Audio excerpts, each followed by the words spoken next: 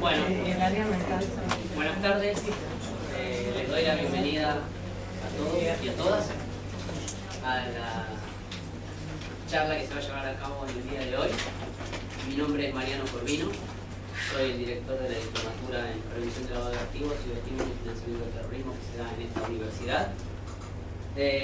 Voy a ser muy corto porque hoy van a presentar esta temática docentes de la diplomatura.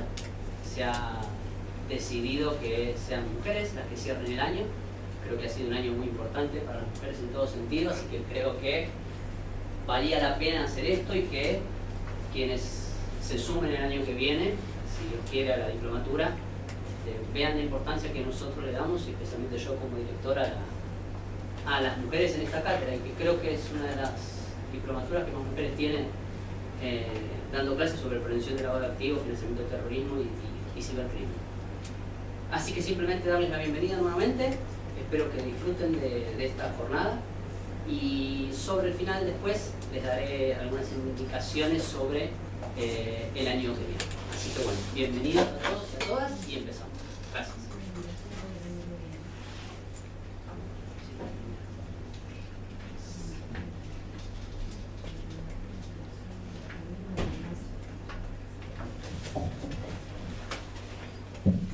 Bueno, hola, ¿cómo les va? Me presento, soy Julieta Peñanelli. No sé, ¿alguno de ustedes vino por el Consejo Profesional de Ciencias Económicas? Que les mandaron algo, ¿no? Porque, bueno, difundimos en bastantes lugares y queríamos saber más o menos cómo venían los interesados. Bueno, acá vamos a hablar un poquitito de, más que nada, temas de prevención de lavado de activos, temas de responsabilidad penal empresaria. A ver, ¿esto está funcionando? Sí, sí. ¿Sí? Sí. Bueno, un poquito también de temas de mercado de capitales. Ahí no está funcionando. Parece que...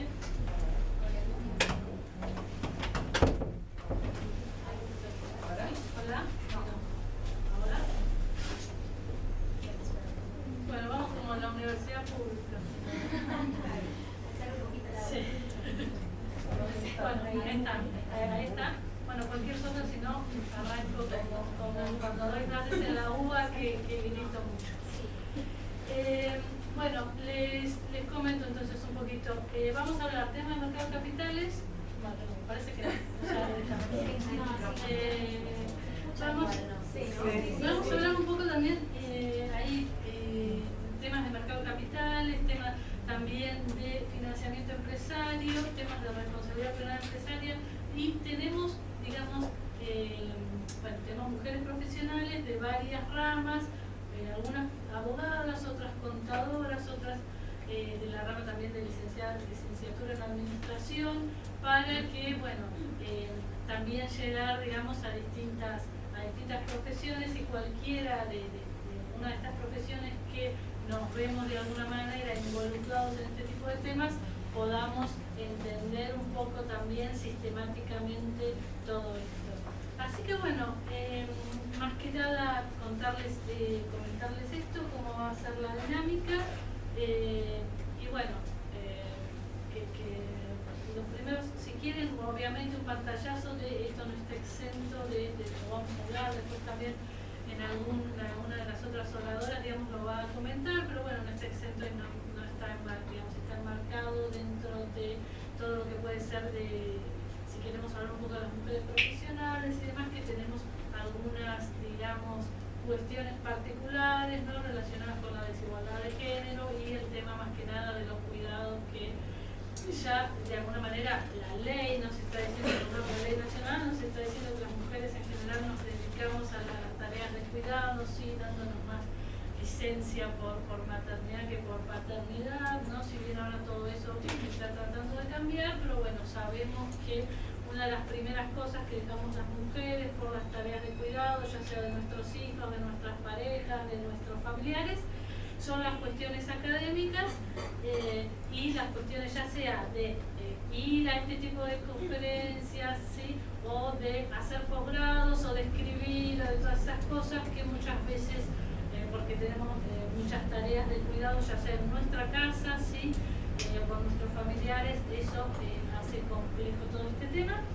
Y bueno, obviamente que todo esto no somos ajenos ninguno de nosotros a este tipo de cuestiones, y vamos a ver también que bueno, se está tratando de cambiar la normativa y la legislación para de alguna manera fomentar, ¿sí?, el tema de la participación de las mujeres en todos estos ámbitos. Así que bueno, son ámbitos que en general a nosotros no son ajenas, porque en general las mujeres estamos acostumbradas por ahí a participar, si bien sí en temas de educación, de salud y demás, temas siempre relacionados con los cuidados, hasta inclusive en nuestra vida profesional, como las empleadas domésticas y demás. Así que creo que es un buen lugar para que nos vean, digamos, y vean que somos muchas las mujeres que estamos trabajando en estos temas y que tenemos distintas profesiones y cómo los vamos abordando y cómo lo vamos viendo. Así que bueno, ya para que arranquen las chicas a hablar. Bueno, mi nombre es Luisa Fernanda Herrera, soy licenciada en Antropología, soy licenciada también en Ciencia Política, con énfasis en Relaciones Internacionales, y acabo de terminar de cursar mi maestría en Políticas Públicas. Lo que me interesa, como de pronto pueden ver en alguna de las vitrinas, trabajar en el día de hoy, es justamente el rol o el papel que tiene la política pública en este combate de la prevención del lavado de activos específicamente, ¿no? La política pública igual, digamos, interfiere de manera directa en otros ámbitos y en otros aspectos del mundo delictivo o ilícito, pero hoy me quiero focalizar estrictamente en el quehacer de la política pública frente a la prevención del lavado de activos. Para ello voy a empezar hablando específicamente de las políticas de transparencia focalizada. ¿Qué es eso? ¿Cómo se maneja? ¿En qué consiste? Bueno, el principal reto de las políticas de transparencia focalizada en cualquier estado nacional es alcanzar la coordinación entre los actores que están involucrados de manera directa en el proceso de generación y uso de información. ¿Qué importa entonces para una política de transparencia focalizada? Importa entonces la coordinación entre los usuarios y los proveedores de información financiera, estrictamente hablando del lavado de activos. La política de transparencia focalizada entonces se convierte en un instrumento fundamental para prevenir, por un lado, y para sancionar el lavado de activos. Está centrada específicamente en los incentivos y también en las capacidades que los actores principales del sistema antilavado deben desarrollar, ¿no? Y entre esos actores tenemos una lista muy amplia, pero digamos que la acoté a 4 principalmente: los órganos del Estado, las entidades financieras, las personas y organizaciones que realizan transacciones financieras, personas naturales y personas jurídicas también por otra parte, y las entidades no financieras, ¿no? Como entidades no financieras podemos meter dentro de ese paquete lo que son los casinos, los restaurantes, como llaman acá, o los distintos, no sé, locales de ropa dentro del centro comercial, se me ocurre. Dentro de las políticas de transparencia focalizada importa entonces los requisitos de información. Y estos requisitos de información no están, digamos, diseñados por cada estado de manera unipersonal o de manera, digamos, a través de una decisión personal de cada estado, sino que estos requisitos de información están definidos a partir de estándares internacionales. Y ojo con esto porque es muy importante. ¿Qué estándares internacionales definen como los requisitos de la información que sí importa y que realmente es valiosa en el combate del lavado de activos? Bueno, un organismo muy importante y central es el GAFILAT a nivel regional, que digamos es un organismo que justamente define los estándares internacionales, o si se quiere regionales, que deben tener en cuenta los estados para manejar el combate, digamos, el lavado de activos. ¿Qué pasa con estos estándares internacionales? Son estándares que no son, digamos, no son de determinación obligatoria, sino que son estándares a los que se adhieren los distintos países, ¿no? Digamos que los países ahí tienen un margen de decisión y de maniobra como para decir, bueno, me adhiero a este punto del régimen que digamos, de la sugerencia que me hace el capilar, o no lo hago, por el contrario. Por ejemplo, en el caso, digamos, contextual de la Argentina, tenemos iniciativas de transparencia focalizada, como todos los países de nuestra región, hacia los usuarios de información y entidades objetivo, que básicamente son 5. Los ciudadanos, las organizaciones de la sociedad civil, los medios masivos de comunicación, o también conocidos en la literatura como mass media, y los organismos de control, que en el caso de Colombia son la Procuraduría General de la Nación y la Contraloría General de la Nación. ¿Cuáles son las entidades objetivo que en la Argentina han buscado, digamos, apuntalar estas políticas de transparencia focalizada? Tenemos entidades estatales como la Secretaría de Transporte, la Secretaría de Energía, la Oficina Nacional de Presupuesto, la Unidad de Coordinación y Evaluación de Subsidios al Control Interno. ¿Qué pasa entonces, digamos, a nivel organizacional? Tenemos por un lado las entidades financieras que simplemente no tienen un abierto interés a cooperar con información para la prevención del lavado de activos. Entonces, ¿qué pasa con estas entidades?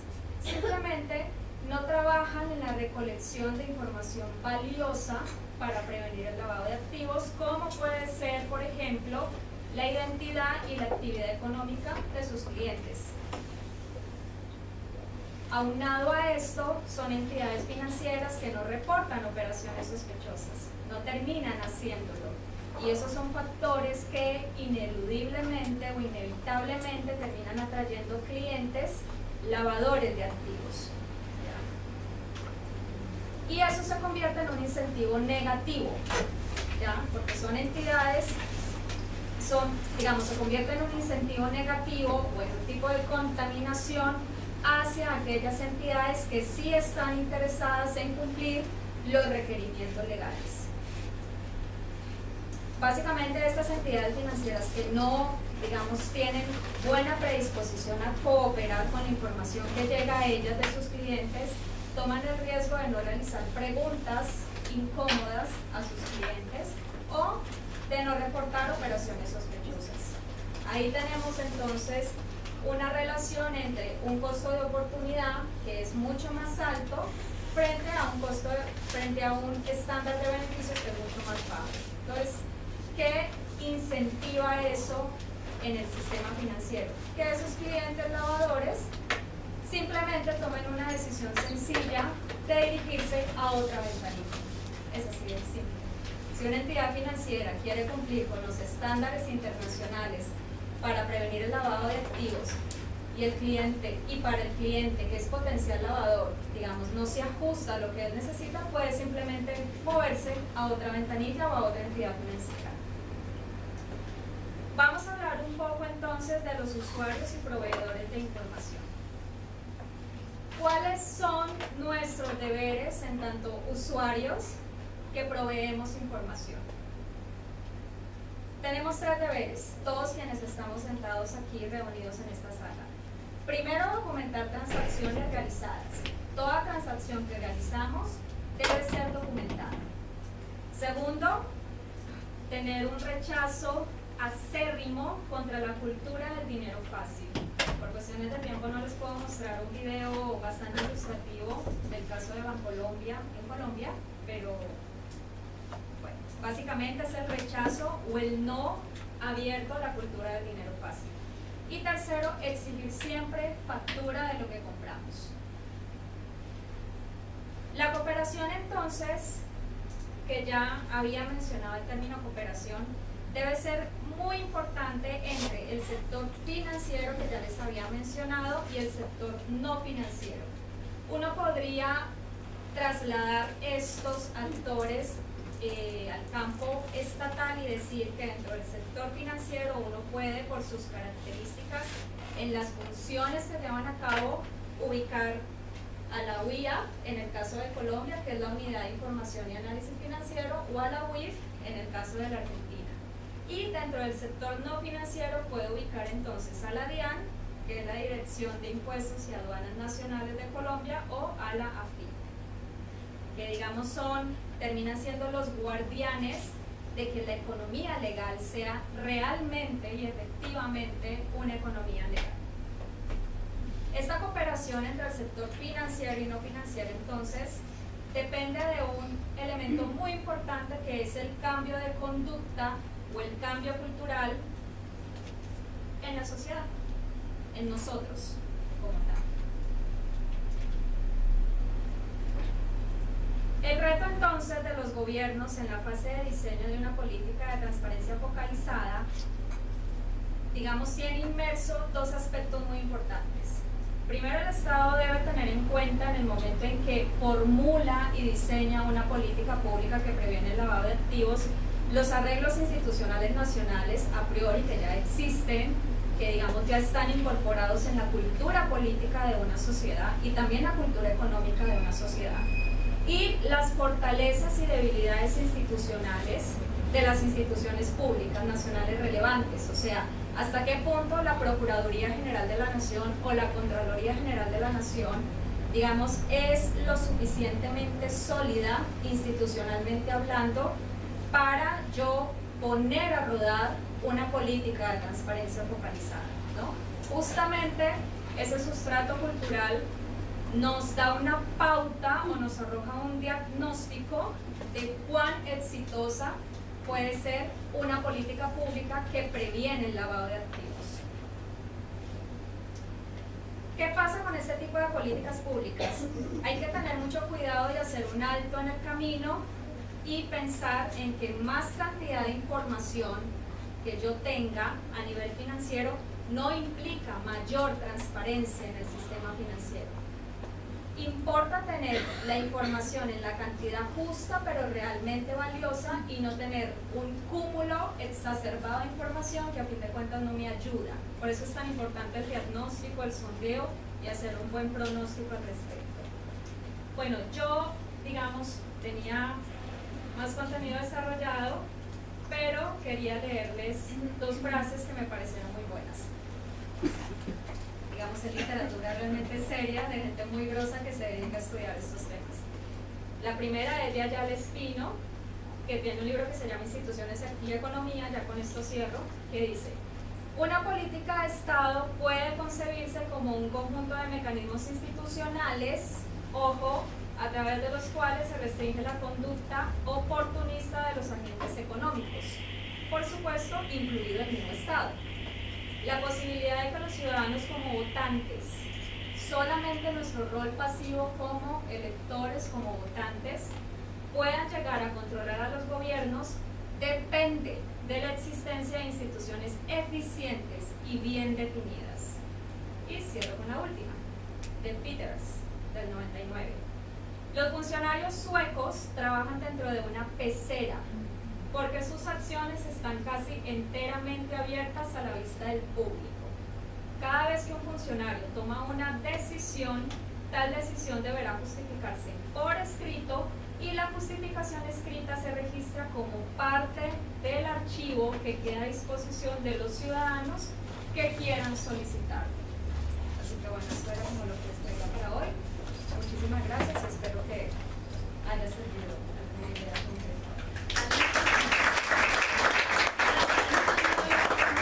Me presento, Luisa es licenciada en Ciencias Políticas y antropóloga, tiene una maestría en Políticas Públicas de la Universidad de Flaxo y da clases tanto acá en la Universidad RUCES como en Flaxo, ¿sí?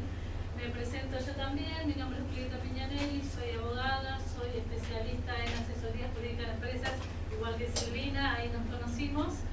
Y bueno, soy docente de la Universidad de Buenos Aires hace ya 16 años en la parte de Derecho Empresarial, sí, sociedades civiles y comerciales, bueno, antes se llamaba servicios comerciales, sociedades, y en elementos de derecho comercial.